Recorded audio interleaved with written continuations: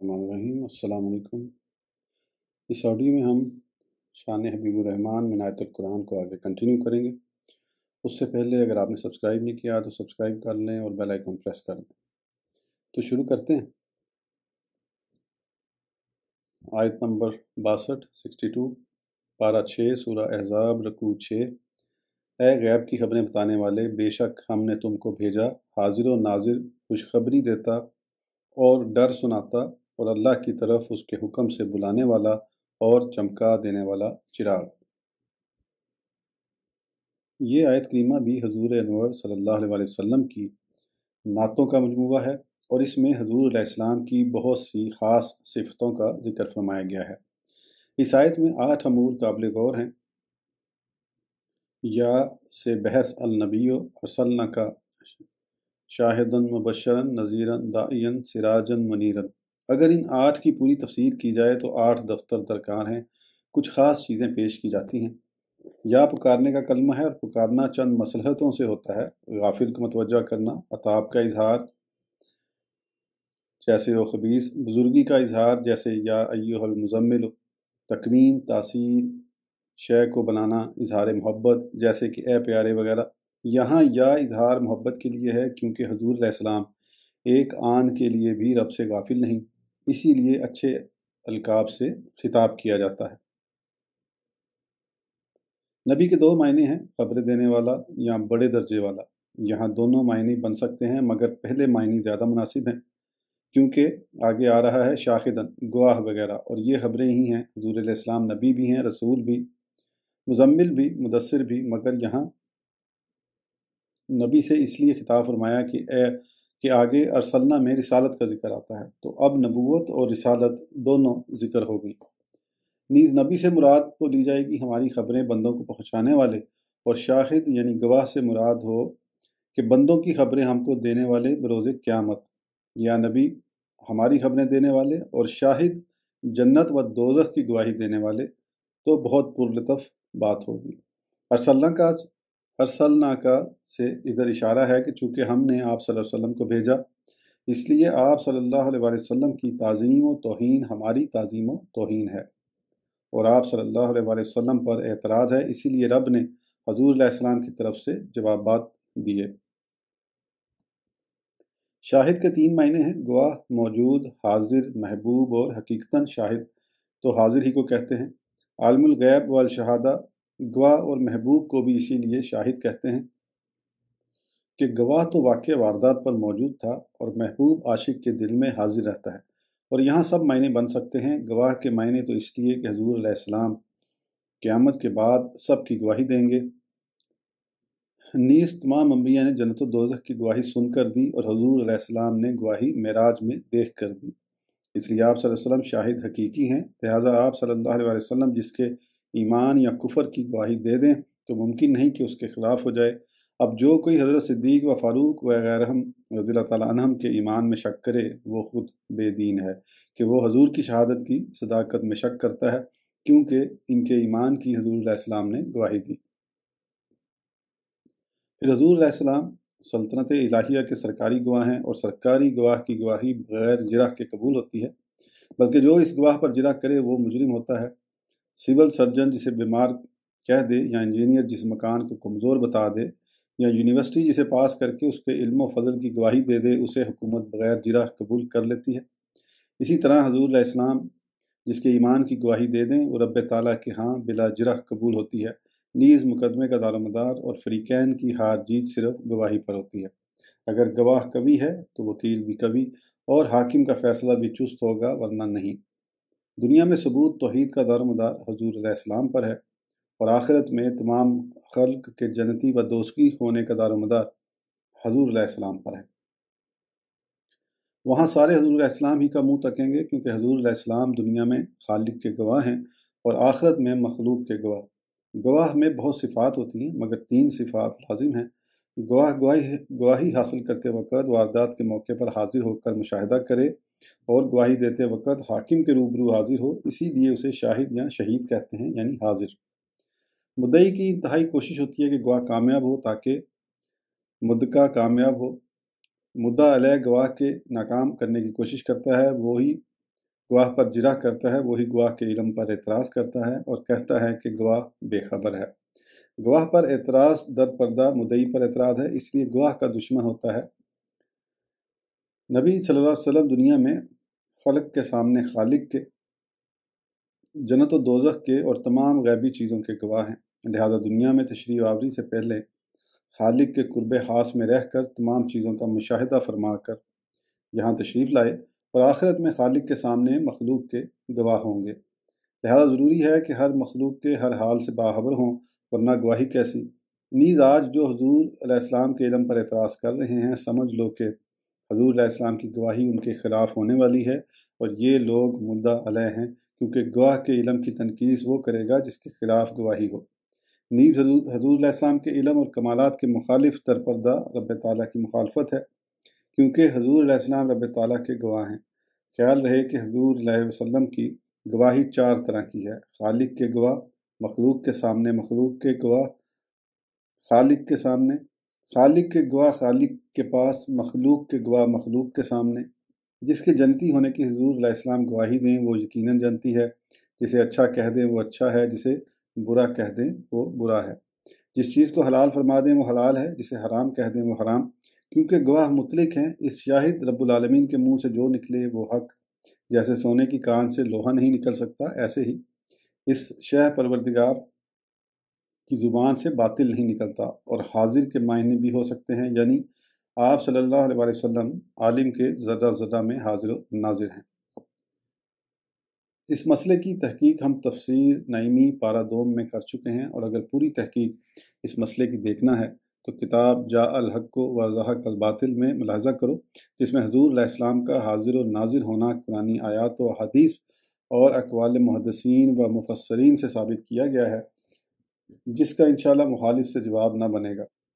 یہاں اتنا سمجھ لو کہ آج حکیم یہ کہتے ہیں کہ دوا کی طاقت مرض سے زیادہ ہونا چاہیے تاکہ مرض کو دبا سکے، ورنہ وہ خود مرض سے دب جائے گی۔ شیطان بیماری ہے اور نبی علیہ السلام علاج۔ جب شیطان کو یہ قوت دی گئی کہ قرآن ترجمہ کہ وہ اس کی ذریعہ تم سب کو ہر وقت دیکھتے ہیں، اور شیطان ہمارے سارے عالم پر نگاہ رکھتا ہے کہ جہاں کسی نے نیکی کا ارادہ کیا اور اس نے آ کر بہکایا۔ اب حضور علیہ السلام کو بالکل بے خبر رکھا جائے تو رب تعالیٰ پر اعتراض ہوگا کہ اس نے بیماری کبھی پیدا کی، دوا کمزور۔ لہذا ضروری ہے کہ حضور علیہ السلام کو ہدایت دینے کے لیے ہر وقت ہر ایک کی خبر ہو۔ نقطہ عربی قاعدے سے شاہدہ حال ہے تو معنی یہ ہوئے کہ ہم نے آپ صلی اللہ علیہ وسلم کو بھیجا اس حال میں کہ آپ صلی اللہ علیہ وسلم حاضر و ناظر ہیں، یعنی بھیجنے سے پہلے آپ صلی اللہ علیہ وسلم حاضر و ناظر ہو چکے تھے۔ جیسے کوئی کہے زید آیا سوار، یعنی آنے سے پہلے سوار ہو چکا تھا، تو معنی یہ ہوئے کہ آپ صلی اللہ علیہ وسلم دنیا میں تشریف لانے سے پہلے بھی عالم میں حاضر تھے اور پردہ فرمانے کے بعد بھی حاضر ہیں۔ چنانچہ صاحب روح البیان پارہ 26 سورہ فتح زیر آیت انا ارسلناک شاہداً و مبشرا و نذیرا فرماتے ہیں کہ حضور علیہ السلام تمام عالم کے پیدا ہونے سے پہلے رب کی وحدانیت اور ربوبیت کو مشاہدہ فرماتے تھے، اور جو ارواح، نفوس، اجسام، حیوانات، نباتات، جن، شیاطین، فرشتے اور انسان پیدا کیے گئے ان کے پیدا ہونے کو ملاحظہ فرما رہے تھے، اسی طرح تمام مخلوقات کے ہر کام اور سزا و جزا، شیطان کا اول عابد ہونا، بعد میں گمراہ ہونا، حضرت آدم علیہ السلام کا خطا فرمانا، بعد میں توبہ قبول ہونا، جنت میں رہنا، بعد میں زمین پر آنا، انبیاء کا دنیا میں آنا، ان کا تبلیغ فرمانا، قوموں کا ان کے ساتھ اچھا یا برا سلوک کرنا، غرض یہ کہ ایک ایک واقعہ حضور علیہ السلام کے پیش نظر تھا۔ اسی لیے فرمایا گیا جان لیا ہم نے جو کچھ ہو چکا اور ہوگا، اور کیوں نہ ہو، تاکہ دنیا کا وجود آپ صلی اللہ علیہ وسلم کے وجود سے ہے، اور ہر نبی کے علوم حضرت آدم علیہ السلام کے صحیفے، حضرت موسیٰ علیہ السلام کی کتاب، تمام پیغمبروں کے علوم حضور علیہ السلام کے علوم کا حصہ ہیں۔ پھر فرماتے ہیں کہ بعض اہل علم کا قول ہے کہ دنیا میں ہر نیک بخت پر کرم مصطفیٰ صلی اللہ علیہ وسلم رہتا ہے، اور حضور ہی رقیب اور عتید ہیں۔ جب کبھی حضور علیہ السلام کسی سے بے توجہی فرما لیتے ہیں تو وہ بدبخت بنتا ہے اور گناہ کرتا ہے، اور حضرت آدم علیہ السلام سے خطا کا ہونا اس سبب سے ہوا کہ توجہ محبوب علیہ السلام کچھ ہٹ گئی تھی، اور اسی طرف اس حدیث میں اشارہ ہے کہ جو زانی زنا کرتا ہے تو اس سے ایمان نکال لیا جاتا ہے، اور جب اس سے ہٹتا ہے ایمان واپس ہوتا ہے۔ ایمان توجہ مصطفیٰ علیہ السلام ہے، اور اس توجیہ پر شاہدہ کے معنی حضور علیہ السلام کا حاضر و ناظر ہونا، علم غیب اور امداد بخوبی ثابت ہوئیں۔ اور شاہد کے معنی محبوب بھی ہو سکتے ہیں، اور واقعی آپ عالم کے محبوب ہیں۔ الہ السلام انسان، جن، ملائکہ اور لکڑی، پتھر، درخت وغیرہ سبھی آپ سے محبت کرتے ہیں۔ احد پہاڑ محبت کرتا ہے، لکڑیاں فراق میں روتی ہیں، جانور آپ صلی اللہ علیہ وسلم کو دیکھ کر دامن پاک سے لپٹ کر روتے ہیں، ہرن فریادیں کرتے ہیں۔ غرض یہ کہ انبیاء کرام کی محبوبیت بھی ان کا معجزہ ہے۔ رب تعالیٰ نے موسیٰ علیہ السلام سے فرمایا، انہیں جو دیکھتا ہے عاشق ہو جاتا ہے۔ آسیہ نے دیکھ کر فرمایا، اے فرعون، یہ میری اور تیری آنکھوں کی ٹھنڈک ہے۔ حسن یوسفی اور آواز داؤدی اسی محبوبیت کے لیے عطا ہوئے، جیسے حضور علیہ السلام کے تمام معجزات اعلیٰ ہیں، ایسے ہی آپ صلی اللہ علیہ وسلم کی محبوبیت زمانہ اور مکان کی پابند نہیں۔ آج نہ کوئی حسن یوسفی کا عاشق ہے، نہ لہن داؤدی پر فدا۔ کسی محبوب کا غائبانہ عاشق کوئی نہیں ہوا، لیکن حضور علیہ السلام کی محبوبیت کا یہ عالم ہے کہ آج بھی بغیر دیکھے کروڑوں ان کے نام پر جانیں فدا کر رہے ہیں۔ حسن یوسف کے چاہنے والوں نے دیدار یوسفی کے لیے روپے خرچ کیے، مگر حضور علیہ السلام کے نام پر سر فدا ہو رہے ہیں۔ یہ جلسے، جلوس، واعظ، مدرسے سب حضور ہی کی خاطر ہیں۔ پھر دوسروں کے عاشق انسان ہوئے، مگر حضور علیہ السلام کے عاشق انسان ہی نہیں، بلکہ خشک لکڑیاں ان کے فراق میں روتی ہیں، کنکر پتھر ان پر قربان ہیں، ان کی جدائی میں آنسو بہاتے ہیں۔ غرض یہ کہ خدا کی محبوب ہیں اور خدائی کے محبوب۔ مبشرن و نذیرن و داعین الی اللہ میں 3 صفتوں کا ذکر ہے: خوشخبریاں دینا، ڈرانا، اللہ کی طرف بلانا۔ اگرچہ پہلے انبیاء کرام نے بھی یہ فرائض انجام دیے، مگر ان کی تبلیغ میں اور حضور علیہ السلام کی تبلیغ میں 3 طرح فرق ہے۔ اولاً تو وہ حضرات سن کر یہ کام انجام دیتے تھے، اور حضور علیہ السلام دیکھ کر۔ دوسرے وہ خاص جماعتوں کے نبی اور مبشر و نذیر تھے، اور حضور علیہ السلام تمام عالم کے بشیر اور نذیر۔ اور دوسرے پیغمبر خاص وقت تک کے لیے مبلغ اور بشیر و نذیر، مگر حضور علیہ السلام قیامت تک کے لیے آج جو تبلیغ بذریعہ علماء و مشائخ و قرآن ہو رہی ہے، وہ حضور علیہ السلام ہی کی تبلیغ ہے۔ ان خصوصیتوں کی وجہ سے اس جگہ ان 3 صفتوں سے آپ صلی اللہ علیہ وسلم کو موصوف کیا۔